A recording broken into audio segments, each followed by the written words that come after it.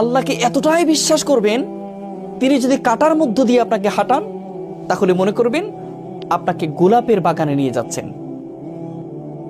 আপনি যদি যে কোনো কষ্টে যদি থাকেন, আপনি যদি ব্যথিত হন, আপনি যদি আঘাতপ্রাপ্ত হন, তাহলে আপনি মনে করবেন আপনার আল্লাহ এই কষ্ট দেওয়ার মানেই হলো আল্লাহ আপনাকে ওয়ালা সাউফা ইয়াতিকা রাব্বুকা ফাতারদা, এমন কিছু দিতে যাচ্ছেন সেটা পেলে তুমি খুশি হয়ে যাবে। যত কষ্ট আছে, যত দুঃখ আছে, সব তুমি ভুলে যাবে। এমন জায়গা আল্লাহ নিতে চাচ্ছেন। সেজন্য আল্লাহর প্রতি আমাদের বিশ্বাস নাই, আমরা বিশ্বাস রাখতে পারি না।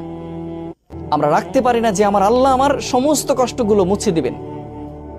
যে আল্লাহ সৃষ্টি করতে পেরেছেন, যে আল্লাহ শ্বাস প্রশ্বাস নিতে দিচ্ছেন, সে আল্লাহকে আমাদের কখনো কষ্টটা দূর করে দিতে পারবেন না? যে আল্লাহর জীবন, সে আল্লাহ জীবনের দুঃখগুলো দূর করে দিতে পারবেন না?